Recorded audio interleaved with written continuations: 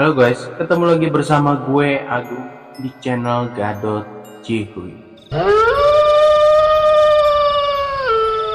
Oke, di episode ini gue akan menceritakan sebuah kisah nyata yang dialami oleh seseorang tentang pengalaman mistis dalam hidupnya dengan judul Kuntilanak Sum. Cerita ini ditulis oleh penulis horor yang cukup terkenal di Twitter, yaitu Agil Saputra. Jika kalian hobi baca cerita horor, silahkan follow akunnya, cek di deskripsi.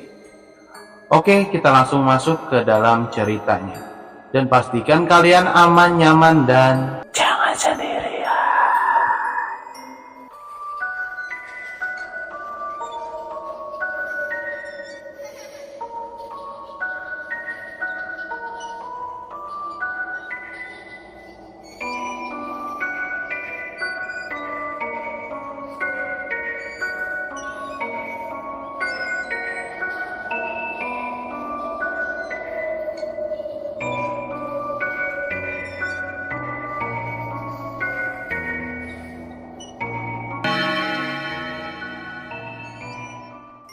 Temanggung 1998, di sebuah dusun kecil yang berada di kecamatan paling utara di Kabupaten Temanggung. Di rumah sederhana tinggallah seorang pemuda 22 tahun bernama Suparmin. Ia anak tunggal dan hanya tinggal dengan ibunya. Ayahnya sudah meninggal sejak Suparmin berumur 8 tahun. Suparmin sendiri memang bukan keluarga kaya, tapi tidak bisa disebut juga miskin, karena nyatanya ia bisa sekolah hingga lulus SMA dari usaha ibunya yang menjual keripik singkong. Sejak lulus, Suparmin menjadi tangan kanan ibunya, menyuplai keripik singkong ke warung-warung hingga ke pasar. Bersamaan dengan pecahnya krisis moneter tahun 1998, permintaan justru meningkat, tapi tak dibarengi dengan pemasukan yang ada malah berkurang. Karena dampaknya banyak pedagang yang menghutang. Tapi itu tak begitu membuat usaha Parmin dan ibunya goyah.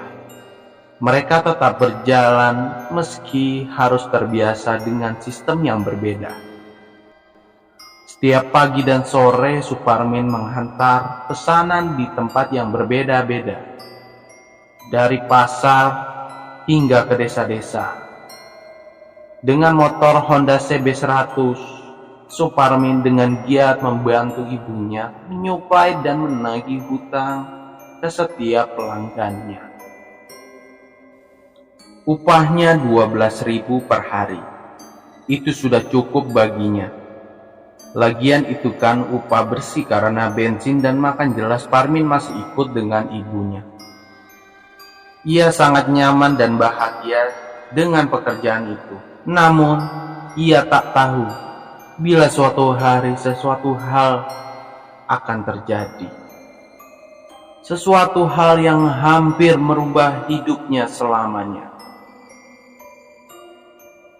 Di suatu siang, di rumahnya, selepas Suparmin dari pasar, ia tengah leyeh-leyeh di kursi ruang tamu, dipanggil oleh ibunya.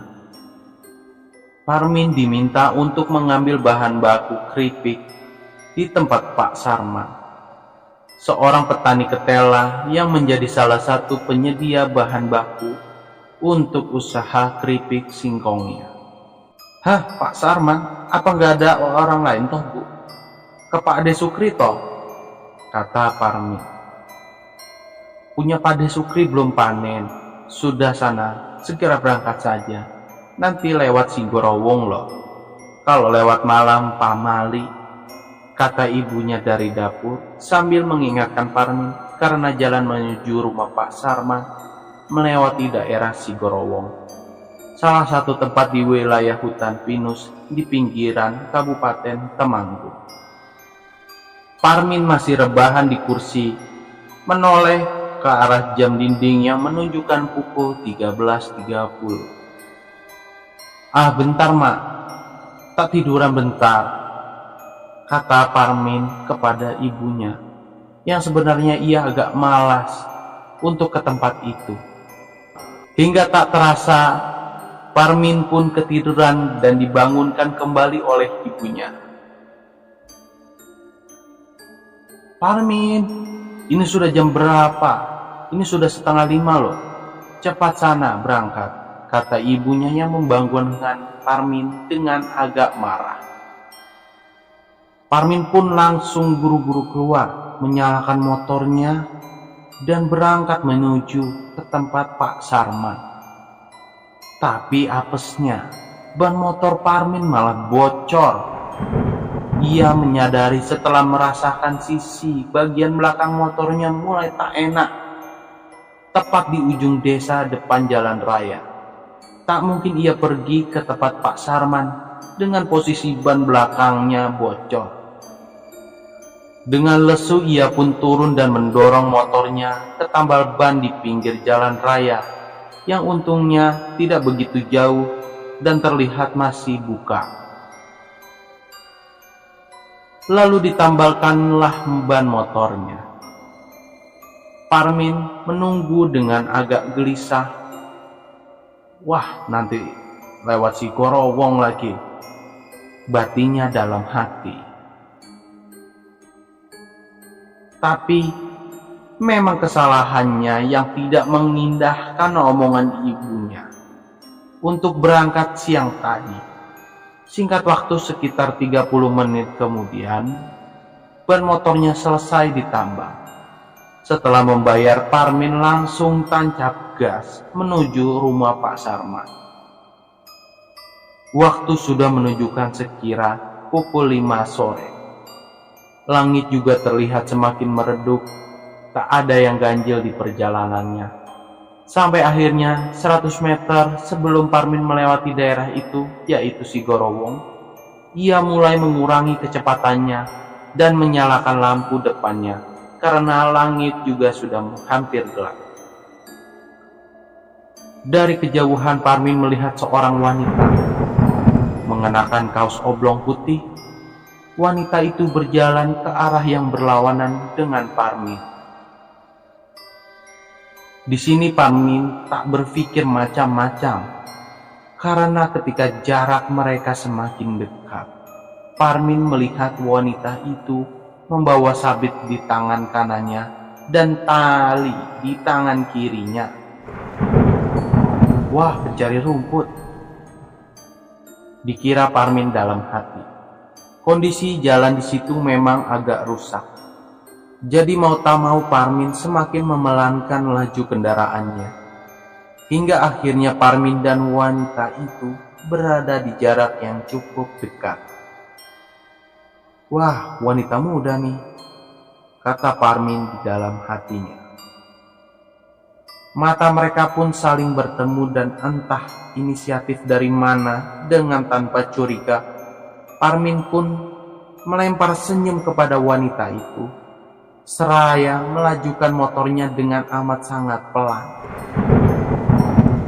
Dan senyumannya itu pun dibalas, namun disinilah keadaan semua berbalik, karena senyumannya diiringi dengan kucuran darah yang keluar dari mulut sang wanita itu.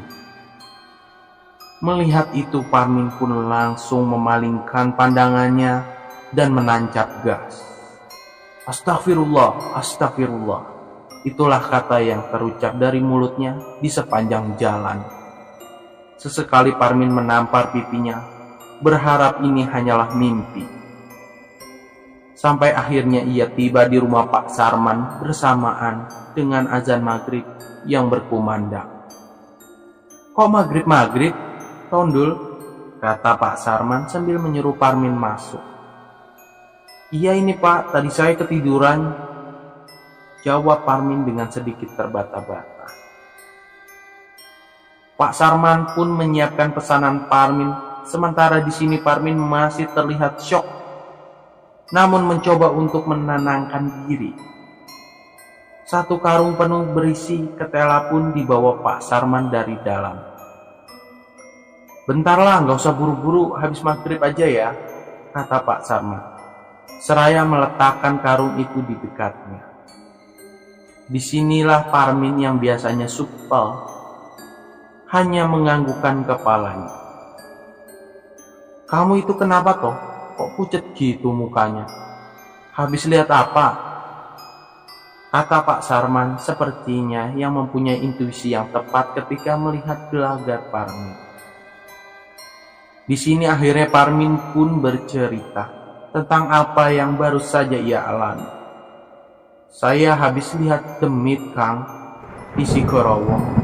Saya sekarang gak berani pulang," kata Parmin sambil menjelaskan detail kejadian tadi.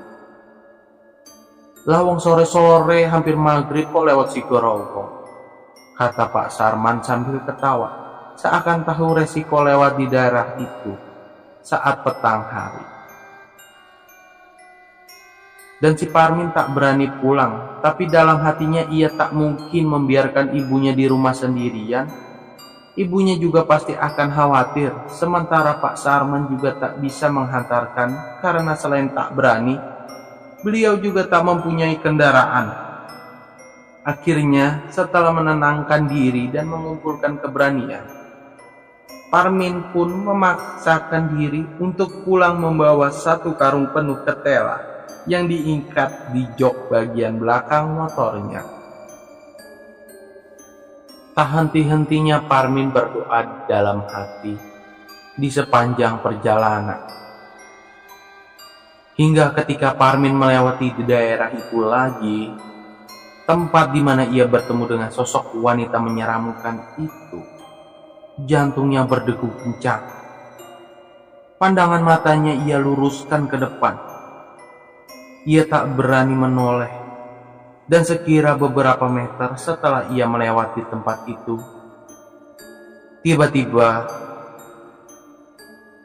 krek, seperti ada sesuatu yang menumpang di bagian belakang motornya. Parmin sangat bisa merasakan kini motornya terasa lebih berat. Di sini pikiran Parmin mulai macam-macam, namun ia tak berani memeriksanya. Yang bisa ia lakukan adalah tancap gas. Dan bagaimana caranya agar ia bisa cepat sampai rumahnya. Hingga ia pun sampai di pintu masuk gapura desanya.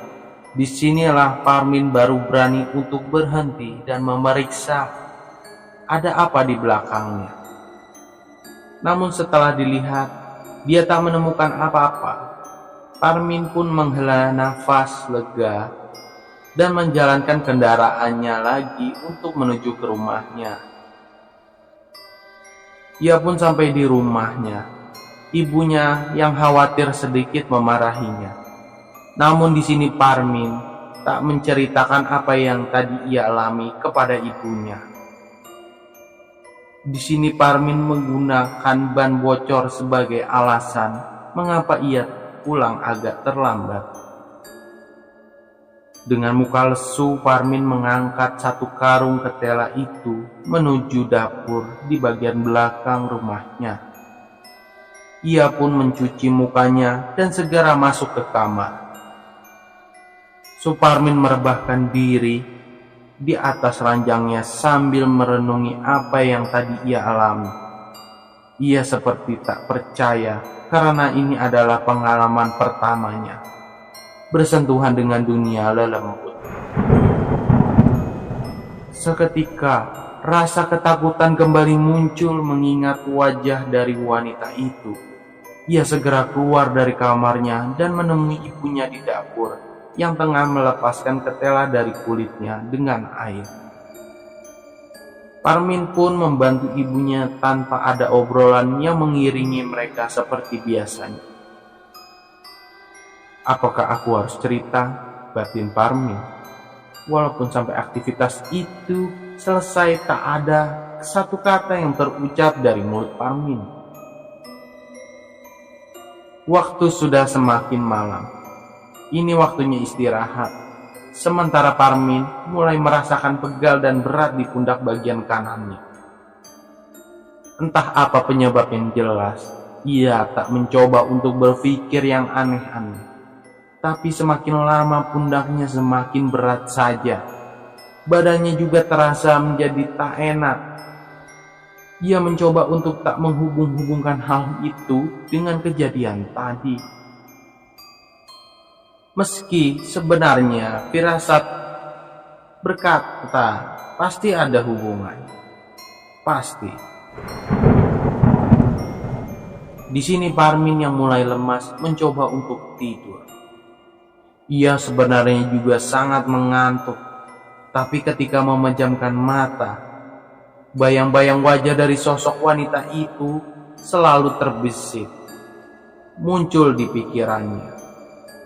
Entah kenapa Parmin merasa tak sendiri. Walau tak terlihat, tapi ia merasa ada orang lain di kamarnya selain dia. Berulang kali ia merubah posisi tidurnya. Entah beberapa lama ia mencoba untuk tidur, tetapi tidak bisa. Hingga tiba-tiba, seperti ada wewangian lewat, yang merasuk ke indera penciumannya. Seketika Parmin terperanjat, dan kini berubah posisi menjadi duduk di atas ranjangnya. Matanya mengawati setiap sudut kamarnya. Seraya meyakinkan apakah bau itu benar-benar adanya. Tapi setelah diamati, nyatanya memang benar. Bau melati itu berkutat-kutat di dalam ruangan kamarnya. Parmin mulai ketakutan dan kembali meringkuk di ranjangnya dengan selimut tipis, menutupi seluruh tubuhnya hingga kepala. Di balik selimut Parmin terus berdoa, meskipun itu tak begitu membantunya mengurangi rasa takutnya. Jangan-jangan dia ikut pulang ke rumah, batin Parmin. Dan di antara ketakutannya yang tak tergambarkan itu, tiba-tiba saja terdengar suara yang seperti memanggilnya. Mas. Sejenak Parmin menahan nafasnya setelah mendengar suara itu. Namun di sini ia tak begitu yakin apakah suara itu memang ada atau hanya halusinasi saja. Hingga akhirnya, Mas, suara itu terdengar lagi. Dan ini jelas bukan halusinasi Parmin. Tak selang berapa lama, suara itu kembali terdengar dengan nada yang lebih panjang. Suaranya adalah suara dari seorang wanita, yang jelas itu bukan suara ibunya. Mendengar itu, keringat Parmin mulai bercucuran. Lidahnya keluh. Jelas Parmin tak berani membuka selimutnya. Ia sangat ketakutan dan terus memejamkan matanya. Parmin merasa suara itu berada tepat di samping tempat tidurnya. Mas, lagi-lagi suara itu muncul. Dengan ketakutannya yang sudah berada di ujung, Parmin pun mencoba membuka matanya dengan perlahan, meski itu masih berada di balik selimutnya. Suara itu memang tak terdengar lagi, namun dari balik selimut tipisnya, Parmin samar-samar seperti melihat bayangan yang berada tepat di depan wajah Parmin, yang memang sedari tadi meringkuk dengan posisi tertidur miring. Bayangan itu memang tak begitu jelas, namun cukup tergambar kalau itu adalah seorang yang tengah sama-sama merebah satu ranjang dengan Parmin. Di sini ketakutan Parmin tentu bertambah. Namun anehnya ia seperti tak sanggup untuk memalingkan pandangannya, atau bahkan sekedar memejamkan matanya kembali. Tubuhnya seperti terhipnotis, tak bisa bergerak, dan terus menatap bayangan itu dari balik selimut. Dan perlahan-lahan Parmin merasakan ada yang membelai tubuhnya, mengusap-usap kepalanya. Parmin hanya terpaku kaku di balik selimutnya ketika merasakan hal itu. Dan ia mulai tak bisa menahan tangisnya, sementara belayan itu masih Parmin rasakan. Semakin lama terasa nyata dan nyata. Di sini Parmin pun mulai sedikit bisa bicara. "Jangan ganggu aku," kata Parmin dengan terbata-bata. Namun setelah ia berkata seperti itu, dengan tiba-tiba, tanpa aba-aba, selimut Parmin terbuka sendiri, seperti ada yang menyeretnya. Dan tepat di depan wajahnya Parmin melihat wanita itu lagi. Kini Parmin dan wajah sosok wanita itu saling berhadapan. Parmin semakin menangis melihat itu, namun di sisi lain ia juga tak mampu untuk memalingkan pandangannya.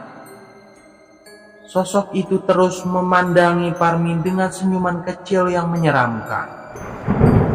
Perlahan-lahan sosok itu semakin mendekatkan wajahnya ke wajah Parmin. Dan saat benar-benar dekat dan hampir bersentuh muka, sosok itu berkata kepada Parmin dengan nada berbisik. Kata-katanya tidak pernah Parmin lupakan seumur hidupnya, yaitu adalah, "Aku Sumirah, Mas. Isih kelingan karo aku toh. Aku Sumirah, Mas.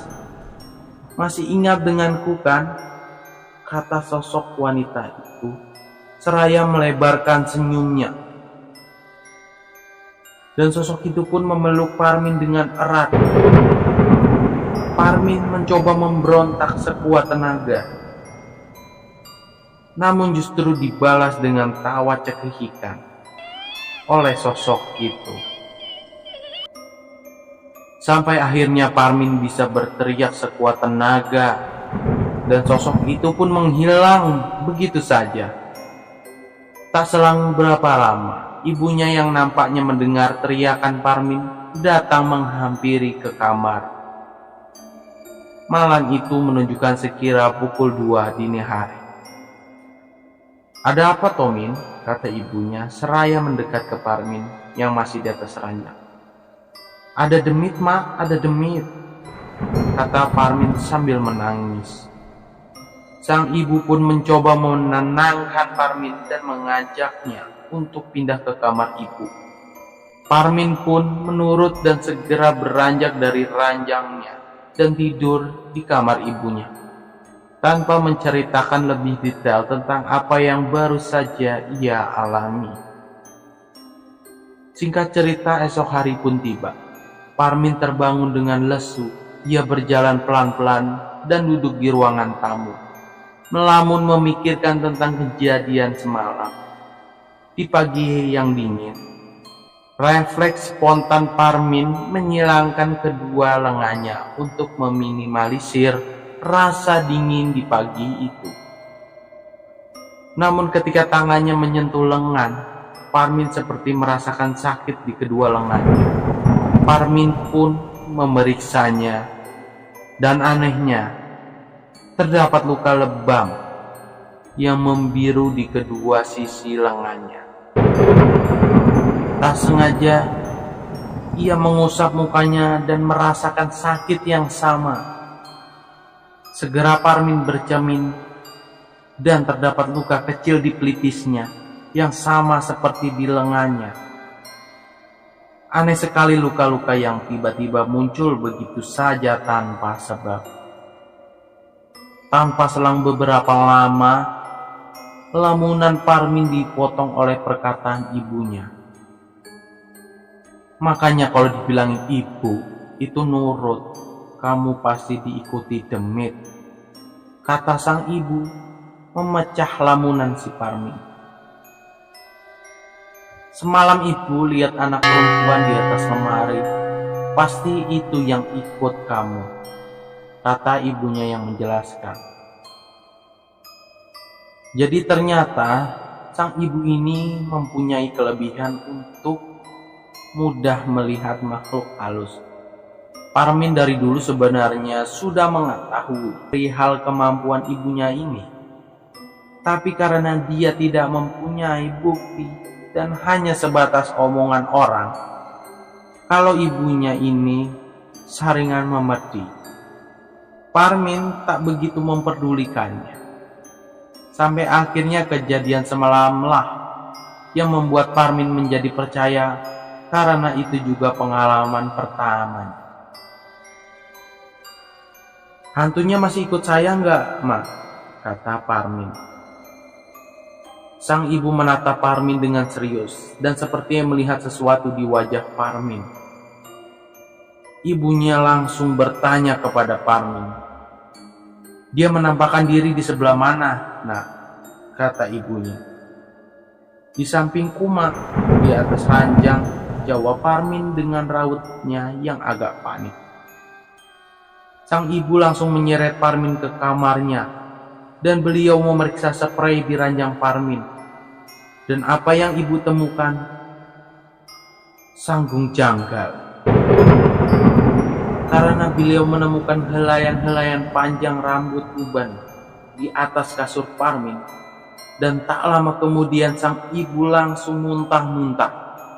Entah apa yang ibu rasakan, Parmin terlihat memegang ibunya dengan raut yang kebingungan.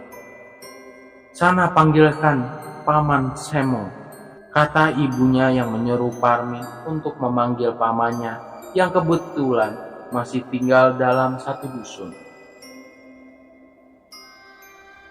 Parmin pun bergegas ke rumah Paman Semo dan menyuruhnya datang ke rumah. Terlihat kini Paman Semo dan Parmin berjalan beriringan dengan Parmin yang berada beberapa langkah di depan. Namun tak selang beberapa lama, Paman Semo seperti berlari dan memegang pundak si Parmin. Tampaknya Paman Semo tahu akan sesuatu, dan sampailah mereka di rumah. Bertemulah Paman Semo dengan sang ibu. Ini Parmin kok kayaknya diikutin ini. Saya nemuin rambut di atas kasurnya, kata ibu Parmin serasa memperlihatkan temuan rambut itu. Iya Mbak, aku sudah tahu. Lah itu demitnya dari tadi gandeng tangannya Parmin terus, kata Paman Semo sembari menengok ke arah Parmin. Parmin pun geser dari tempat berdirinya, semula seraya mengelus lengannya. Ia tentu terlihat sangat ketakutan. Meski Parmin tak bisa melihat sosok yang menggandeng tangannya itu. Jelas saat itu Parmin hanya merasakan berat dan pegal pada sisi lengan kanannya. Sedikit informasi, Paman Semo ini adalah adik kandung dari ibu Parmin, dan beliau juga mempunyai kemampuan seperti ibu Parmin. Namun bisa dikatakan kemampuannya ini benar-benar diasah. Jadi Paman Semo ini terlihat lebih menguasai. Singkat cerita, hari ini semua aktivitas sehari-hari yang biasanya dilakukan Parmin dan ibunya benar-benar ditunda.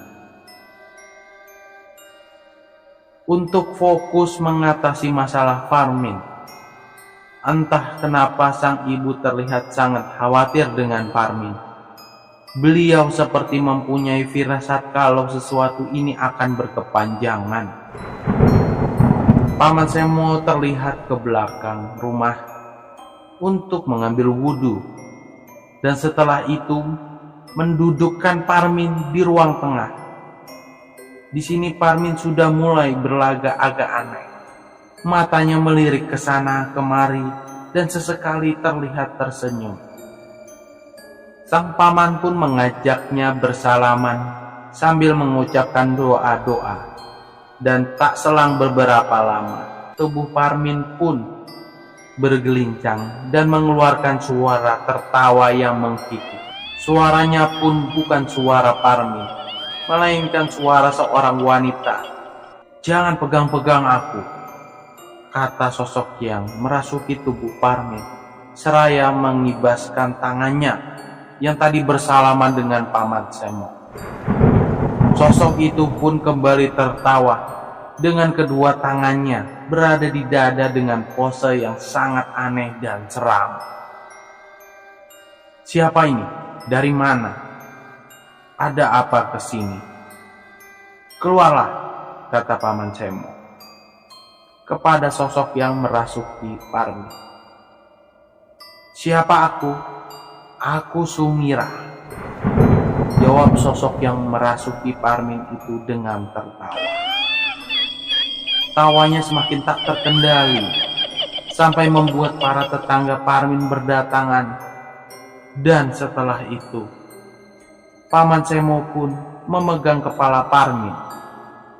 Ia membacakan doa-doa. Parmin pun terkulai tak sadarkan diri, dan digotonglah Parmin masuk menuju kamarnya. Sementara para tetangga mulai riuh menanyakan apa yang terjadi. Di sini sang ibu agak lega setelah beberapa saat kemudian Parmin terlihat sudah siuman. Walau belum terkuak apakah makhluk itu benar-benar pergi atau hanya keluar saja dari raga Parmin. Singkat cerita, malam pun tiba. Parmin sudah tidak merasakan berat lagi di pundaknya, walau di hatinya masih gelisah. Takut makhluk itu mendatanginya lagi. Ibunya ingin menemani Parmin di kamar, tapi ia tak mau. Sebagai anak yang tidak manja, si Parmin menenangkan ibunya bahwa semua sudah baik-baik saja. Parmin pun beranjak untuk tidur dengan tasbih di genggamannya. Malam itu terasa senyap dan aneh. Bahkan suara binatang-binatang malam pun seperti tak terdengar di telinga Parmin. Ia mulai resah dan memutuskan untuk menyalakan radio, berharap ini bisa sedikit membunuh rasa gelisahnya. Hingga tak terasa, menit berganti, jam pun berganti.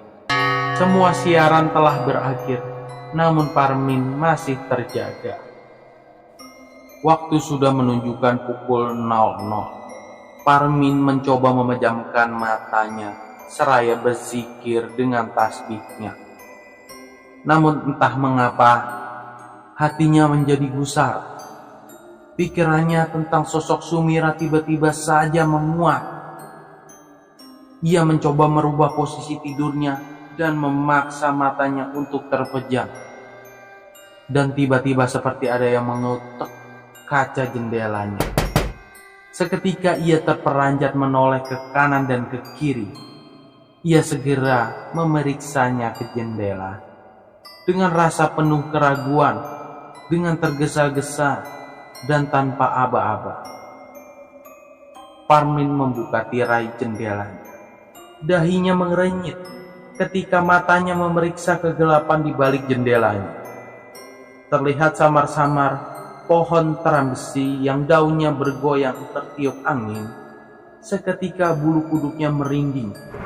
Ia pun segera menutup tirainya kembali dan melompat ke ranjangnya. Dan kaca jendela pun diketuk lagi. Kali ini dengan lebih keras. Parmin kembali terperanjat. Namun ia enggan memeriksanya.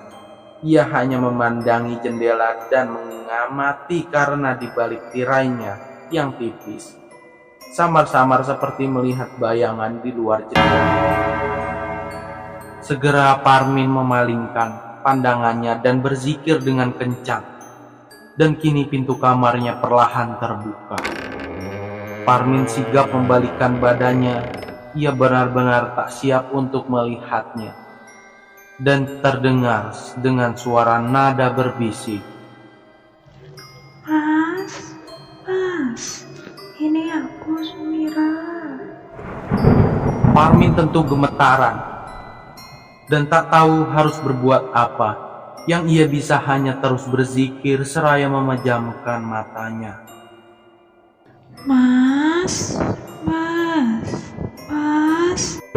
Sosok itu berkata lagi, dan entah dorongan dari mana, Parmin rasanya ingin membalikan badan dan melihat sosok yang ada di belakangnya itu. Mas. Sampai akhirnya, seiring suara yang terus memanggilnya, itu Parmin sedikit terintimidasi, jengkel, dan membalikan badannya tanpa aba-aba, seraya berkata, Allahu Akbar. Dan Parmin tidak melihat siapa-siapa di situ. Namun anehnya, pintu kamarnya itu benar-benar terbuka. Berarti benar, tadi ada seseorang yang membuka dan masuk ke kamarnya. Parmin pun sedikit merasa kesal dengan gangguan ini dan berkata, "Kalau mau muncul sekalian," kata Parmin dengan jengkel menantang sosok yang mengganggunya itu. Dan kejadian malam kemarin pun terulang kembali dengan lebih nyata. Mas, aku neng kene, Mas.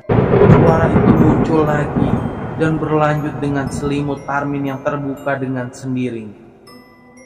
Mata Parmin terbelangak, tak siap melihat sosok Sumirah yang kini berdiri tersenyum di depannya. Lampu yang remang-remang membuat wajah sosok itu tak jelas. Yang terlihat hanya bajunya yang putih, lesu, dengan tangan yang mengadah ke depan, seakan ingin memeluk Parmin. "Ampun, jangan, kata Parmin seraya menundurkan posisinya. Ia kembali menarik selimutnya. Parmin menangis dan berdoa.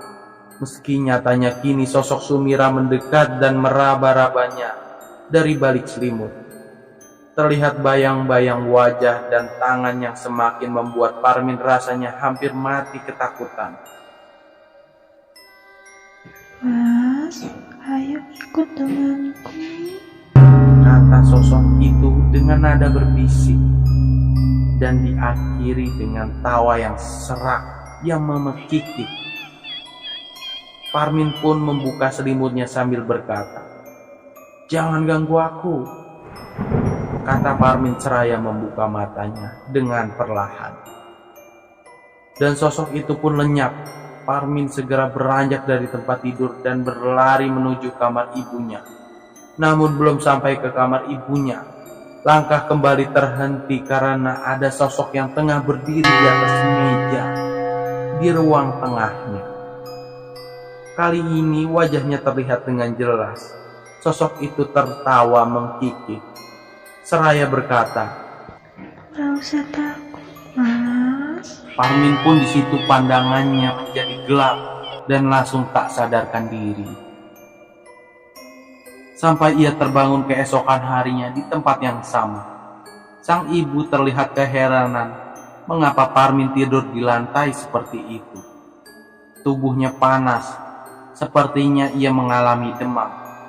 Parmin terlihat diam tak menjawab pertanyaan dari ibunya, hingga ia dibawa masuk ke kamarnya lagi.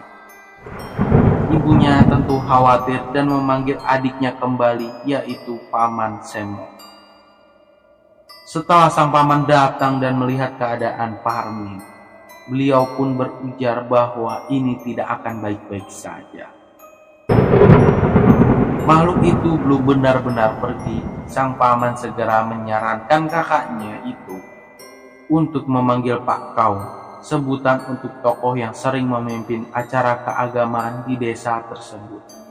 Selain sebagai tokoh agama, beliau ini juga dikenal sebagai orang pintar yang cukup terkenal di daerah ini. Singkat cerita, datanglah Pak Kaum di rumah Parmin. Terlihat Parmin yang terbaring di atas ranjang. "Astagfirullahaladzim," kata Pak Kaum seraya mendekat ke ranjang Parmin. Dan beliau pun memegang jempol kaki Parmin sambil membaca doa. Seketika mata Parmin terbuka. Tubuhnya menggelinjang, memberontak seperti kesakitan. "Kurang ajar semua ya, kalian gak usah mencampuri urusan. Anak ini adalah suamiku," kata Parmin yang sepertinya kembali kerasukan. "Siapa yang berada dalam raga ini, tolong keluarlah. Alamu bukan di sini," kata Pak Kaum yang masih memegangi jempol kaki Parmin.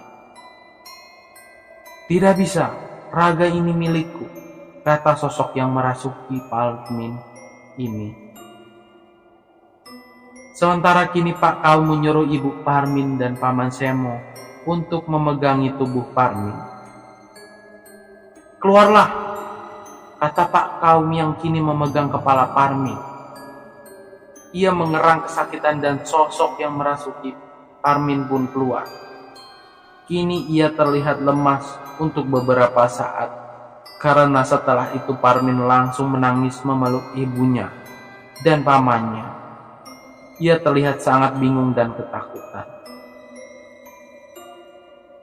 Sebelum kita tahu penyebabnya dan dari mana asalnya, lelembut itu tidak akan benar-benar bisa diusir, kata Pak Kaum yang memotong. Dan sang ibu, paman serta Pak Kaum pun mulai menanyai sedikit demi sedikit kepada Parmin dari mana ia bertemu dan apa saja yang ia lihat. Namun Parmin tak tahu pasti. Yang ia ingat adalah di sore itu ketika bertemu dan melempar senyum kepada seorang wanita yang ternyata adalah Sum Kunti ini di wilayah hutan pinus Sigrowong. "Kenapa Parmin harus melempar senyum kepada lelembut itu?" tanya mereka bertiga kepada Parmin. Ya, alasannya masuk akal, yaitu adalah Parmin memang tidak tahu kalau itu adalah lelembut. Dan waktu itu memang Parmin yang tersenyum terlebih dahulu.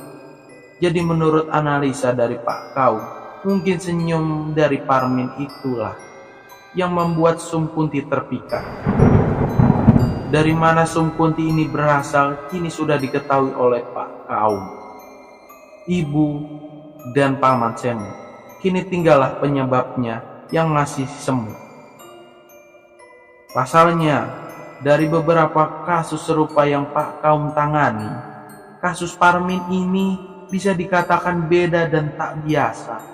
Karena menurut beliau Parmin ini bukan hanya sekedar diikuti, tapi juga sepertinya diingini oleh lelembut itu.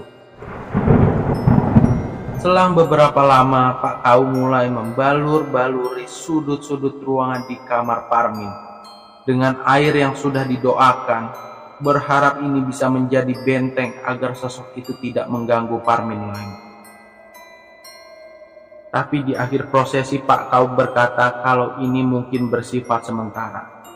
Karena menurutnya Kunti Sumirah ini cukup kuat, tapi beliau berjanji akan berusaha semampunya dan itu sepertinya cukup berhasil meredam gangguan yang dialami Parmin.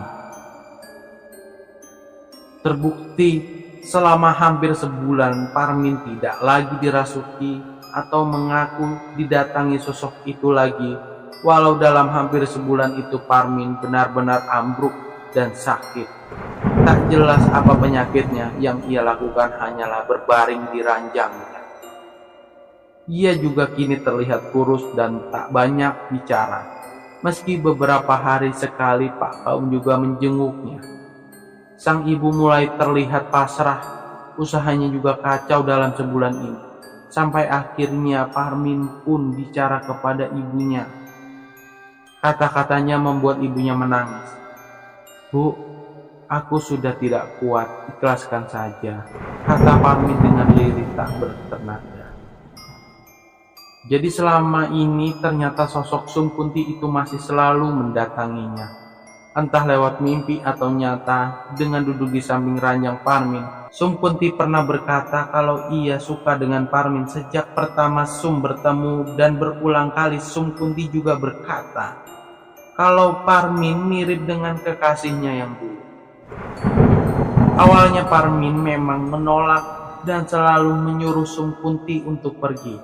Tapi Sumpunti tak mau pergi dan mengancam akan membawa malapetaka kalau Parmin menolak. Parmin pun pasrah. Hampir setiap malam ia dipeluk serta digerayangi.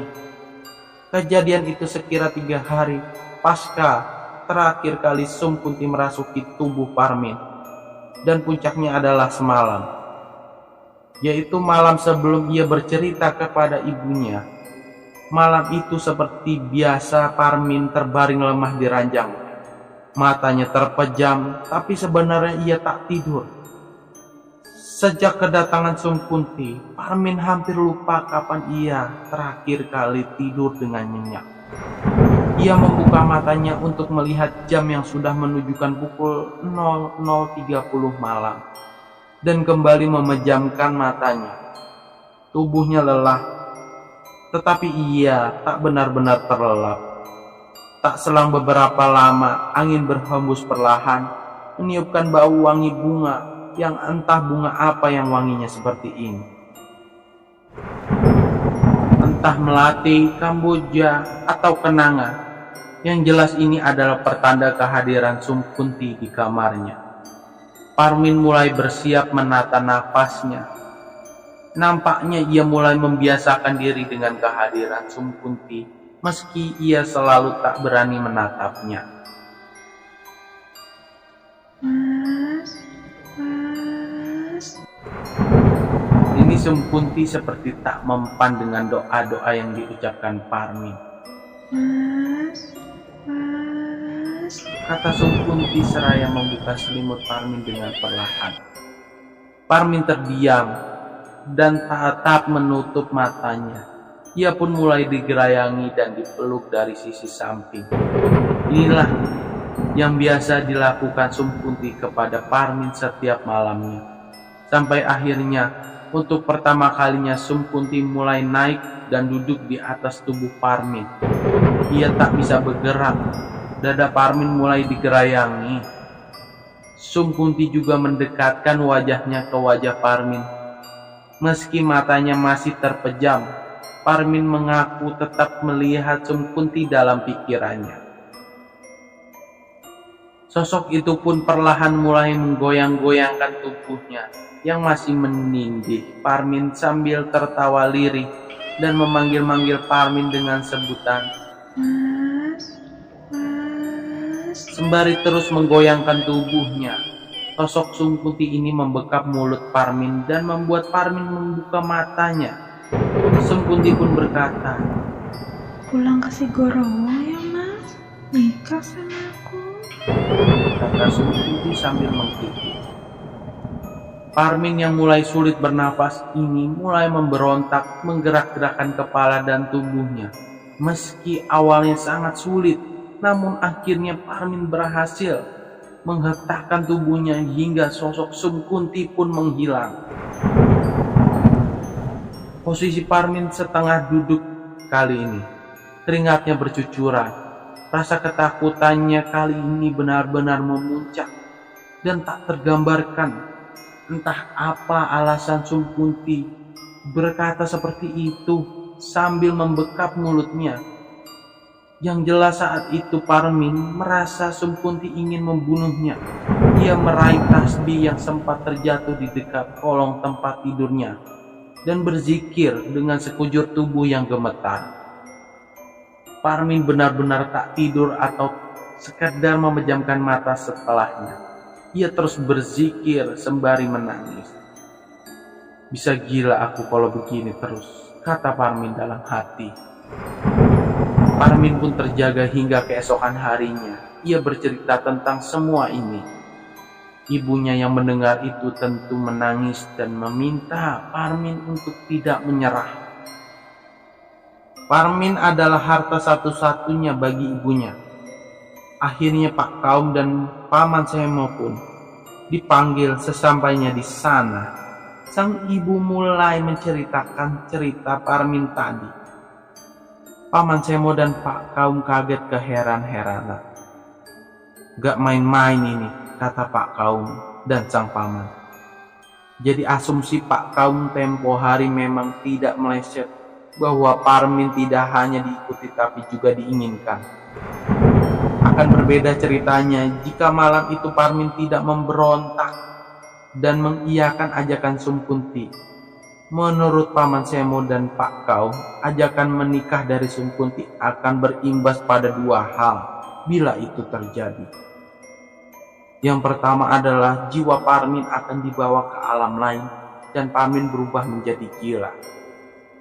Dan yang kedua, Parmin akan mati dan jiwanya moksa ke alam lain dan benar-benar menikah dengan Sumpunti.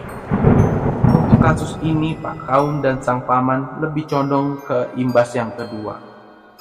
Dilihat dari Sumpunti yang membekap mulut si Parmin semalam. Bukan serta-merta Sumpunti yang membunuh dengan tangannya, tapi yang Sumpunti lakukan adalah membuat Parmin terpojok dan putus asa, lalu mengakhiri hidupnya sendiri atau bunuh diri. Terbukti dari awal mula Parmin membuka pembicaraan dengan ibunya dengan berkata, "Bu, aku sudah tidak kuat, ikhlaskan saja." Itu adalah salah satu wujud keputusasaan yang berhasil ditanamkan oleh Sumpunti. Menurut Pak Kaum di sini kalau hanya ruqyah sepertinya kurang cukup bisa mengatasi, karena penglihatan Pak Kaum berkata kalau Sumpunti tidak berada di rumah ini. Ia hanya akan datang di setiap malam untuk menteror Parmin dan akan kembali lagi ke tempat asalnya menunggu Parmin semakin putus asa dan mengakhiri hidupnya. Tak ada kehadiran Parmin dalam pembicaraan ini karena ia masih terbaring lemas di kamarnya. Setelah obrolan yang cukup panjang, Pak Kaum sang paman dan sang ibu pun masuk ke dalam kamar Parmin. Rencana Pak Kaum ini ingin menghadirkan Sumpunti agar memasuki raga Parmin dan bisa mencegah siasat Sumpunti dengan cara berdialog. Tapi benar saja asumsi Pak Kaum bahwasanya Sumpunti tak berada di rumah ini. Sumpunti tak hadir merasuki tubuh Parmin dan memang tak akan pernah hadir. Ada satu solusi yang tersirat dalam pikiran Pak Kaum, yaitu ruat mayit. Dalam ilmu kepercayaan kejawen kuno, ruat mayit adalah acara selamatan mirip orang meninggal, namun ditujukan kepada orang yang masih hidup dan sudah dinyatakan menjadi tumbal setan. Ruat mayit ini dilakukan agar orang tersebut terselamatkan dari pertumbalan. Meski Pak Kaum ragu apakah ini bisa menyelamatkan Parmin, tapi ini tetap harus dilakukan. Singkat cerita, diadakanlah ritual ruat mayit itu. Sehari kemudian, ritual itu dilakukan selama 7 hari berturut-turut. Berharap Sumpunti ini bisa tertipu dengan ritual ini. Dan alhamdulillah, ini berhasil. Setelah ritual itu berangsur-angsur, Parmin mulai membaik. Tubuhnya sempat menjadi kurus, mulai berisi. Seperti waktu dulu sebelum Parmin bertemu dengan Sumpunti. Parmin pun mulai bekerja membantu ibunya lagi, walau itu tetap menyisakan setitik trauma. Selama bertahun-tahun Parmin tak berani melewati jalan itu lagi. Jalan di mana pertama kali ia bertemu dengan kuntilanak Sum itu. Hingga cerita ini ditulis, Parmin masih sehat dan bahagia dengan anak istrinya. Begitu juga dengan ibunya. Semoga beliau-beliau selalu diiringi keberkahan dalam hidupnya. Sekian cerita kuntilanak Sum ini. Semoga ada pelajaran dan hikmah yang bisa dipetik. Oke, episode kali ini kita sudah selesai. Jangan lupa ya, kita sudah fix akan tayang setiap malam minggu. Jangan lupa share, like, dan komen jika ada saran. Jikalau kalian ada cerita atau pengalaman kalian sendiri yang mau gue bawain, silahkan di deskripsi cek. Sampai jumpa. Bye-bye.